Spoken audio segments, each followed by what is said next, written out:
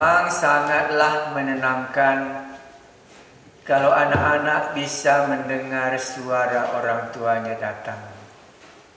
Sebagai orang yang percaya, memang adalah kesukaan kalau bisa kita mendengar suara juru selamat kita. Apakah perkataan menegur, ataukah perkataan menghiburkan, ataukah perkataan mengarahkan perjalanan hidup kita. Itulah tandanya kita bukan anak yatim piatu, hidup di atas dunia ini tanpa gembala dan tanpa orang tua. Itulah sebabnya Allah sebagai Bapa kita mengajari kita, termasuk menghiburkan dan menetapkan hati kita. Ras kita toto. Banlit Bapa kami siringan di surga. Dan engkau ia jari Tuhan Yesus man kami. Maka lit keriahan kami ersembah ngatakan bujur man dibatasi tuhu-tuhu Bujur dikatakan kami sebagai anak-anak Allah. Ada perkataan yang Allah sampaikan ke dalam hati kami. Dan sebagai murid, ada guru yang menegur dan yang menetapkan iman kami kepadamu. Terima kasih Tuhan kami Yesus, kami memuji namamu dan memuliakan namamu dan merindukan perkataanmu. Di dalam Yesus Kristus Tuhan kami berdoa. Amin. Baik, mari kita melanjutkan bacaan kita. Hari ini kita sampai kepada Markus pasal 10. Iya, ayat 13 ya. Yesus memberkati anak-anak. Lalu orang membawa anak-anak kecil kepada Yesus. Lalu orang, apakah orang tuanya atau siapa ya? Enggak jelas ya. Apakah orang lain atau orang tuanya sendiri yang bawanya, tapi enggak dijelaskan. Lalu orang membawa anak-anak kecil kepada Yesus. Tujuannya apa? Supaya ia menjamah mereka. Menjamah. Akan tetapi murid-muridnya memarahi orang-orang itu. Peranan murid-murid. Kurasa inilah keenam masalah murid-murid nanti. Nanti ku jelaskan lagi, ulangi satu-satu. Makanya murid-murid ini banyak kali penyakitnya. Iya, kalau memang dia murid gak punya penyakit Pak, itu bukan lagi murid. Berarti dia sudah profesor. Makanya lumrahlah murid ada kesalahannya supaya dibetulkan oleh gurunya. Ini keenam, nanti ulangi satu-satu supaya bisa kita lihat. Akan tetapi murid-muridnya memarahi orang-orang itu. Kenapa dia marahi juga? Nggak jelas alasannya. Tapi dia tukang marah. Ya, kemarin dia marah kepada orang yang memakai nama Yesus untuk mengusir setan. Ya, sudah 2 kali kita jumpa. Apalagi Petrus, dia marah juga sama Tuhan Yesus. Jangan jadi kepadamu, katanya lagi. Ya, ini sudah bisa kita lihat. Kalau masih lupa Anda, nanti ku catatkan ayat-ayatnya. Di mana Pak yang 6 masalahnya itu? Nah, hari ini kita masuk yang ke-6 ya. Iya, ayat 14. Ketika Yesus melihat hal itu, ia marah. Jadi kalau marah dia, marah lagi lah. Yesus sama ya, kepada Petrus juga demikian. Dan berkata kepada mereka, biarkan anak-anak itu datang kepada aku. Jangan menghalang-halangi mereka. Jadi 2 bagian murid-murid. Marah dan menghalang-halangi. Jadi banyak kali murid ini menghalangi. Tapi bukan orang Farisi dia. Menghalangi dia di sini. Jangan menghalang-halangi mereka, sebab orang-orang yang seperti itulah yang mempunyai kerajaan Allah. Aku berkata kepadamu, sesungguhnya barang siapa tidak menyambut kerajaan Allah seperti seorang anak kecil, ia tidak akan masuk ke dalamnya. Lalu ia memeluk anak-anak itu dan sambil meletakkan tangannya atas mereka, ia memberkati mereka. Jadi tujuannya tadi supaya Yesus menjamah anak-anak, rupanya supaya mereka dapat berkat. Nah, saya mencoba cara menafsirkan bagian ini. Ya. Yang pertama dari murid-murid. Sudah bisa lihat ya, bagaimana murid-murid menghalangi. Iya. Jadi Inilah yang keenam kali masalah murid-murid di sini. Yang kelima yaitu apa? Iya, murid mencegah orang memakai nama Yesus untuk mengusir setan. Itu ayat 38 kurasa pasal 9. Iya, baru satu lagi, siapa yang terbesar di antara murid? Persoalannya karena mereka begitu yakin kali Yesus itu raja. Iya, baru mereka tidak bertanya mengenai apa artinya kebangkitan dari antara orang mati. Nggak tahu pun dia, disembunyikannya saja. Barulah waktu mengusir setan nggak keluar dibuatnya lagi. Barulah Simon Petrus memarahi Tuhan Yesus ini di sini. Jadi dalam cerita ini kalau kita bisa melihat berkelanjutan kesalahan murid ini, bisa Anda katakan demikian. Karena konsep mereka nggak cocok kalau anak-anak datang sama gurunya ini. Alasannya ya kemungkinannya tidak penting bagi dia sebagai orang Yahudi. Makanya waktu makan minum pun kan cuma laki-laki saja. Yang perempuan dan anak-anak tidak dihitung. Jadi dalam hati murid-murid ini, anak-anak ini nggak masuk hitungan. Kok datang lagi dia? Gitu. Iya, salah nilai. Yesus menilai anak-anak itu penting. Murid-murid inilah yang tidak masuk hitungan. Nah, makanya kita seringkali nanti di situ kita salah ya. Tak tahu kita nilainya. Penilaian Yesus dan penilaian kita sangat berbeda. Iya, baru saya coba menafsirkannya yang kedua. Untuk apakah Yesus datang? Enggak payah ya? Iya, anak manusia datang untuk melayani. Jadi kalau dia datang untuk melayani, kenapa nggak diizinkan murid-murid? Iya, karena dari pasal 1, Yesus terus melayani. Baik melayani yang sakit, melayani kerasukan setan, melayani orang lapar, melayani dalam bahaya maut, gelombang, semua dia melayani. Tetapi anak-anak ini kan perlu juga datang supaya dilayani. Nah, ini cara penafsiran saya tadi. Oh, pantaslah dibuat di dalam ceritanya Yesus melayani anak-anak. Tetapi kalau lihat latar belakangnya anak-anak dalam perjanjian lama, kan anak-anak dalam perjanjian lama itu kan hukumnya hukum sunat.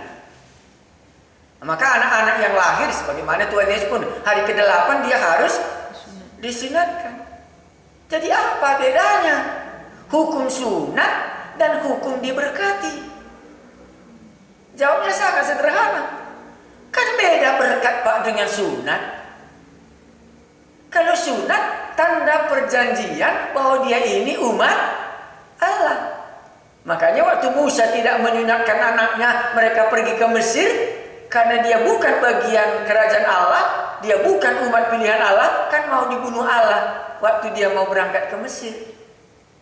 Tapi dalam zaman Tuhan Yesus bukan itu yang mau dibicarakan. Tetapi anak-anak sudah mendapat hak berkat. Berkat apa yang ada dalam anak-anak ini? Yang bisa diberikan oleh Tuhan Yesus. Atau yang kedua, kenapa orang ini bawa sama Tuhan Yesus anak-anak ini? Biasanya yang datang sama Tuhan Yesus kan semua yang punya problem. Sakit kustaan dia kan perlu ya, apalagi pendarahan dia kan begitu yang dibawa semua ke sana. Oh, ini orang berdosa katanya kan begitu, orang lumpuh katanya, orang yang sudah mati lumpuh datang dibawa ke ke sinagog di daerah Kapernaum. Itu semua. Tapi anak-anak ini adakah masalahnya? Jawabnya, dia masih muda Pak. Dia nggak ada penyakitnya.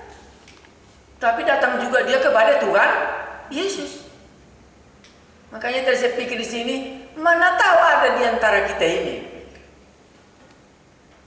Nggak pernah kita datang kepada Tuhan Yesus karena nggak ada masalah. Ya, aku tidak sakit kok. Aku nggak kena COVID-19. Ngapain aku datang sama Tuhan Yesus? Katanya kan bisa. Bisa juga anak-anak katakan, ngapain kita anak-anak dibawa sama Tuhan Yesus? Nggak ada masalah kita kok, katanya. Karena bagi dia yang datang sama Tuhan Yesus yang perlu dilayani apa? Yang semua penyakit-penyakitan. Iya, ada yang patah hatinya kan, itu semua. Jadi tidak permasalahan, nggak perlu dibawa sama Tuhan Yesus. Ini menarik sama saya. Jadi kenapa anak-anak ini perlu dibawa? Toh dia nggak ada, hari kematiannya pun masih lama, aku pikir.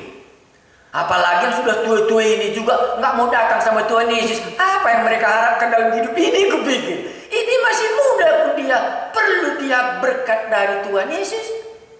Ini sudah zaman krisis.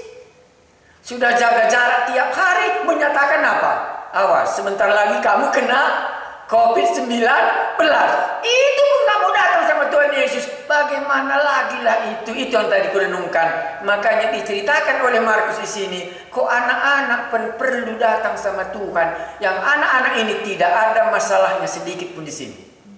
Cuma yang ada masalahnya apa? Tidak ada berkat dalam hidupnya. Karena dia manusia. Jadi dia butuh berkat dari Tuhan Yesus lebih daripada hukum sunat.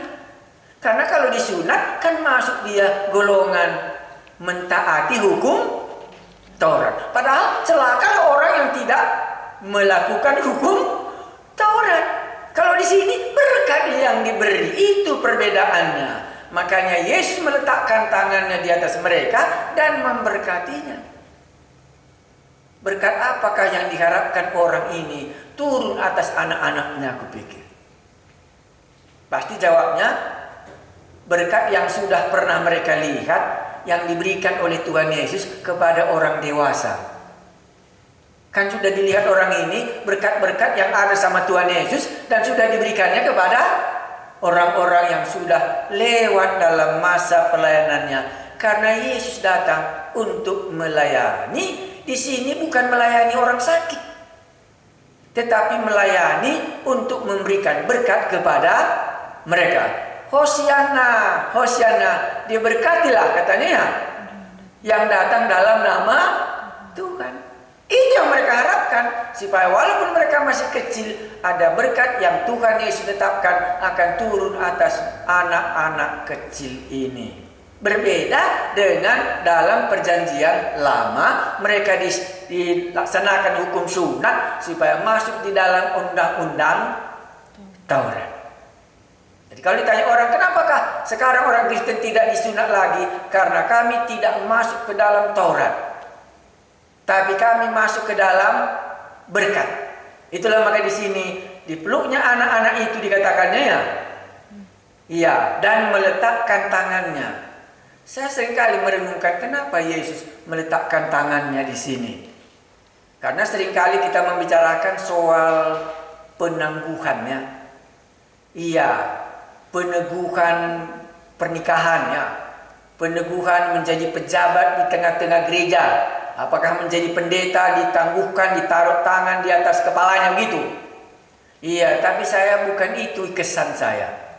Kesan saya meletakkan tangan ini dari Kisah Rasul pasal 13.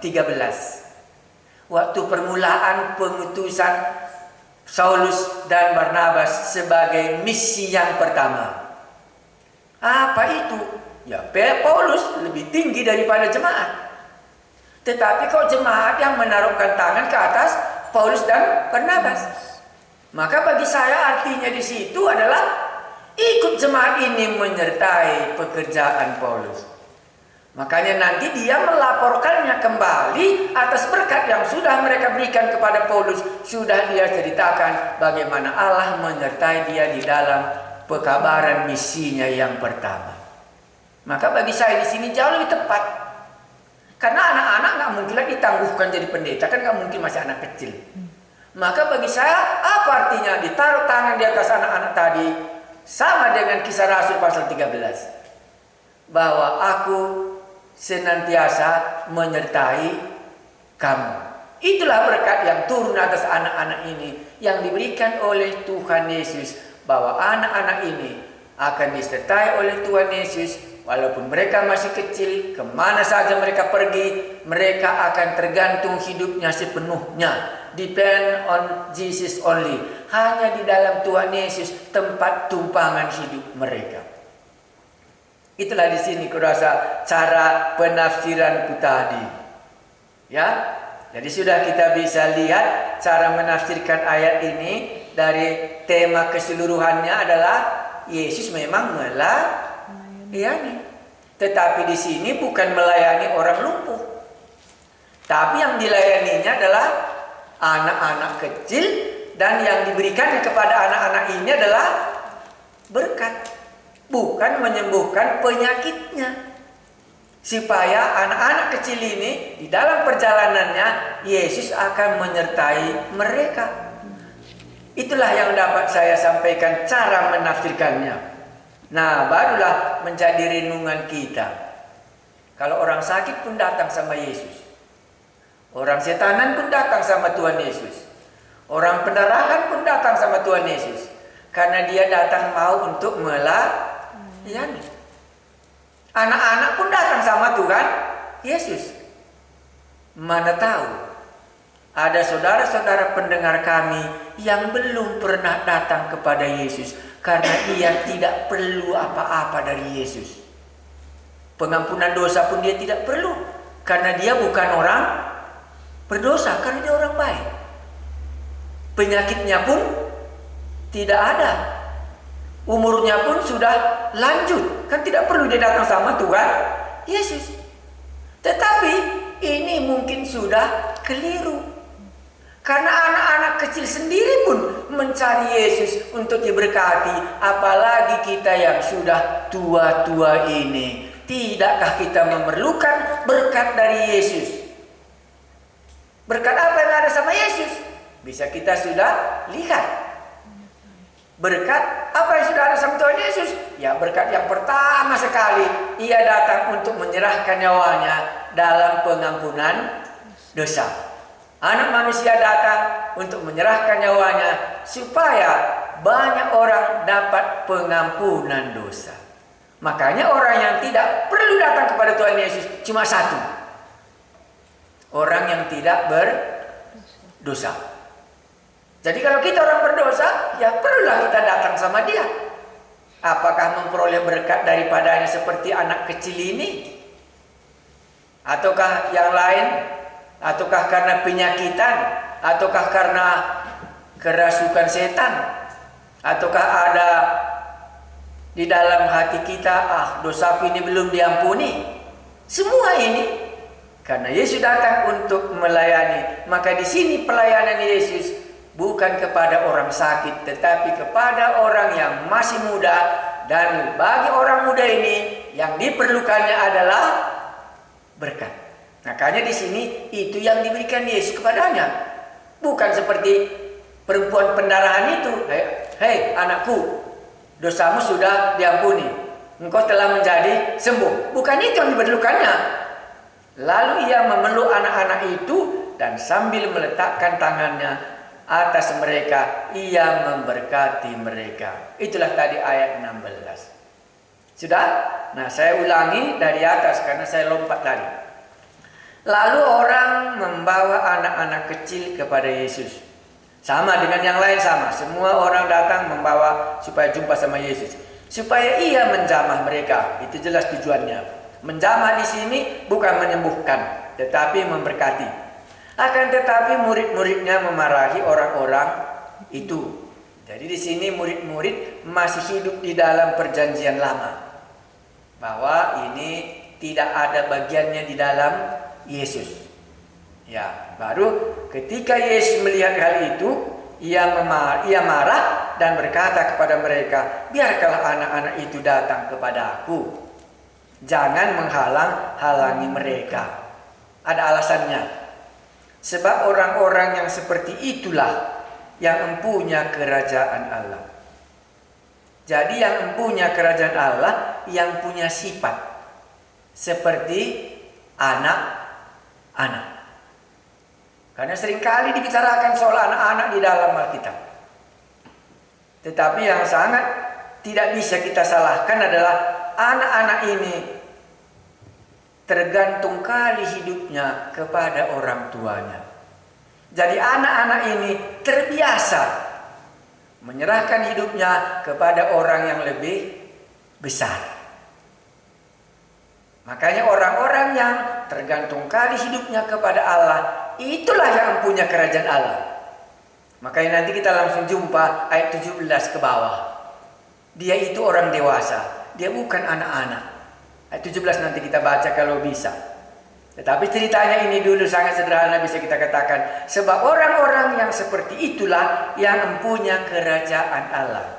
Sifat anak-anak di sini yang mau diceritakan oleh Tuhan Yesus adalah anak-anak ini hidupnya kalau tidak dibawa oleh anaknya kepada Tuhan Yesus juga tidak bisa. Dia sangat tergantung kepada orang dewasa. Maka setiap orang yang sifatnya sungguh tergantung kepada Allah, orang yang demikianlah yang bisa masuk ke dalam kerajaan Allah. Itu yang mau diceritakan di sini. Ya, bukan soal anak-anak nggak nakal, bukan. Bukan anak-anak itu nggak jahat, anak-anak itu juga jahat. Tetapi satu ciri anak-anak adalah dia sangat tergantung kali kepada orang yang besar. Makanya kalau ada orang besar kawannya berjalan, aman rasanya semua.